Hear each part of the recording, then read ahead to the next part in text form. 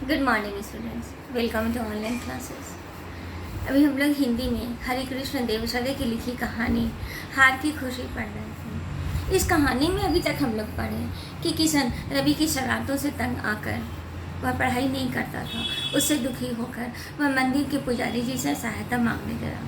मंदिर के पुजारी जी उसे सहायता करने को तैयार हो गए। तो वे जब रवि मंदिर जाता है तो उसे समझाते हुए कहते हैं कि भगवान शिव तुम्हारी सारी मनोकामनाओं को पूरा करेंगे जब तुम खुद की सहायता करोगे। और भगवान वैसे हैं कि जो स्वयं की सहायता करता है वे दूसरे की सहायता करते हैं। वे कहते हैं कि उनका आदेश है कि तुम नियमित रूप से एक पाठ याद करो, तुम पढ़ाई करो। अगर तुमने उनकी बात को टालने की कोशिश की, अगर वे खुश हो गए तो तुम्हें मनचाहा वरदान देंगे, और अगर खुश नहीं हुए तो तुम्हें भस्म कर देंगे। और इससे वो डर जाता है। डर कर वह पुजारी जी से कहता है कि नहीं, मैं उनकी आज्ञा का पालन करूँगा। अब आगे। शाबाश, याद रखना, तुम्हारी परिश्रम, तुम्हारी लगन कभी व्यर्थ नहीं जाएगा। हिम्मत से काम करो। उस दिन रवि कक्षा में चुपचाप बैठा रहा। उसने क्लास वर्क किया। शाम को कमरे में आकर होमवर्क करने बैठ गया। मैंने टोका, रवि आज खेलने नहीं गए? नहीं यार। फिर उसने टालते हुए कहा, ज़रा अपनी कॉपियाँ दे दे, मैं पिछला काम पूरा करना चाहता हूँ। उस रात देर तक रवि काम करता रहा। मेरे बार बार कहने पर बड़ी मुश्किल से सोया। सवेरे उठा तो मैंने देखा रवि मुझसे पहले ही उठ गया था। किताब खोले हुए कुछ याद कर रहा था। रवि में हुए इस अचानक परिवर्तन के प्रति सभी को आश्चर्य था और खुशी भी। वार्षिक परीक्षा के लिए अभी 1 महीना शेष अर्थात बाकी था। उस दिन हमारा अंतिम मासिक टेस्ट था। रवि ने सभी विषयों की तैयारी करने की भरसक कोशिश की थी। शाम को जब लौटा तो उसके चेहरे पर खुशी की मुस्कुराहट थी। बोला, मित्र, मैंने सभी विषयों के टेस्ट पेपर बहुत अच्छे किए हैं। मुझे इस बात की बहुत खुशी हो रही है।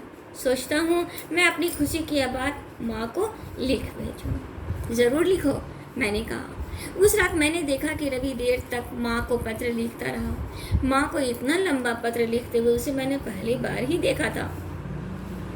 ज्यों ज्यों परीक्षा के दिन निकट आ रहे थे, रवि उतना ही गंभीर होता जा रहा था। इस बीच मासिक टेस्ट के नंबर भी बताए गए। आश्चर्य था कि रवि कक्षा में दूसरे स्थान पर था, यानी मुझसे 10 नंबर कम।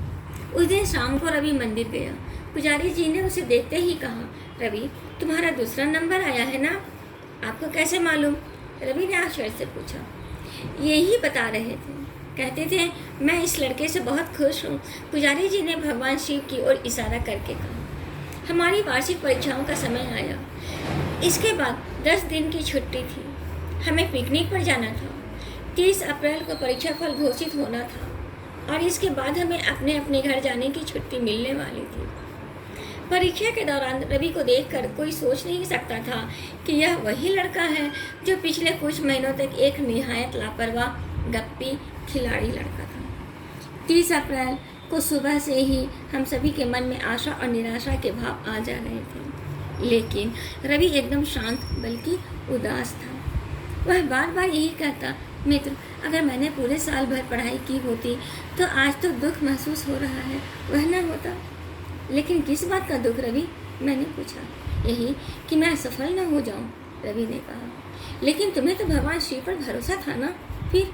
हाँ, किंतु वह भी तभी मदद करेंगे जब मैं पढ़ूंगा।